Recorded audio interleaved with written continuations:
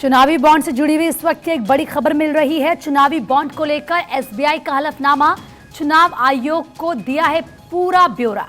SBI की तरफ से ये पूरा ब्यौरा दिया गया है। कोर्ट के आदेश के मुताबिक पूरा ब्यौरा दिया गया है एसबीआई की तरफ से। इस वक्त की बड़ी खबर आपको बता रहे हैं क्योंकि कोर्ट की तरफ से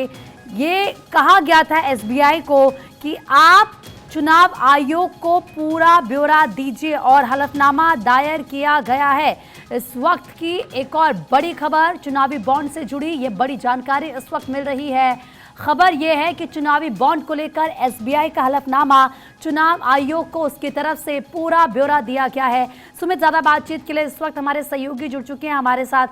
सुमित, चुनावी बॉन्ड को लेकर एसबीआई का जो हलफनामा है इसमें क्या किस बात का जिक्र है, जरा जानकारी दीजिए। देखिए,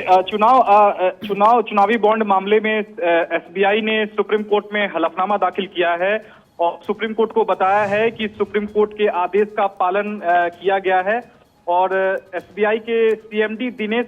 खारा की तरफ से ये एफिडेविट दायर किया गया है और कहा गया है कि 12 मार्च को शाम 4:15 बजे चुनाव आयोग को चुनावी बॉन्ड के विवरण के 2 सेट की जो जानकारी है वो चुनाव आयोग को सौंप दिए गए हैं, जिसमें जो 2 सेट की जो जानकारी है उसमें चुनावी बॉन्ड के क्रेता का नाम, तारीख और मूल्य वर्ग की जानकारी सौंपी गई है। इसके अलावा जो दूसरा सेट है उसमें संबंधित राजनीतिक दलों द्वारा भुनाए गए चुनावी बॉन्ड के नकदीकरण और मूल्य वर्ग की तारीख सहित अन्य जानकारी सौंप दी गई है। अब एसबीआई की ओर से जो चुनाव आयोग की जो जानकारी सौंपी गई है उस जानकारी को चुनाव आयोग 15 मार्च को शाम 5 बजे पब्लिक करेगा अपनी वेबसाइट के जरिए। तो निश्चित तौर पर सुप्रीम कोर्ट की सख्ती के बाद एसबीआई ने सुप्रीम कोर्ट के आदेश का पालन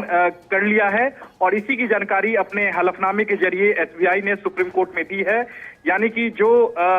चुनावी बॉन्ड जिस व्यक्ति ने चुनावी बॉन्ड खरीदा था और जिस राजनीतिक दल को चुनावी बॉन्ड मिले थे और जो अब तक जो नहीं भुनाए गए थे, उन तमाम जानकारी को हलफनामे के जरिए सुप्रीम कोर्ट में एसबीआई की ओर से बताया गया है। अब निश्चित तौर पर तमाम अब लोगों को पब्लिकली अब पता चल पाएगा कि किन किन राजनीतिक दलों को चुनावी बॉन्ड मिले थे। चूंकि 15 मार्च को शाम 5 बजे चुनाव आयोग जो है अपनी वेबसाइट पर पब्लिकली इन तमाम जानकारी को साझा करेगा, उसके बाद ये पता चल पाएगा कि किन किन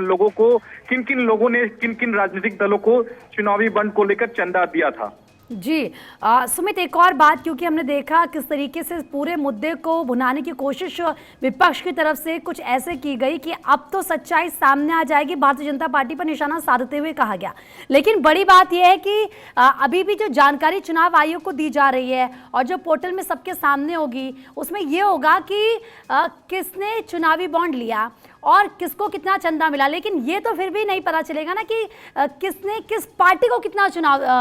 चंदा दिया।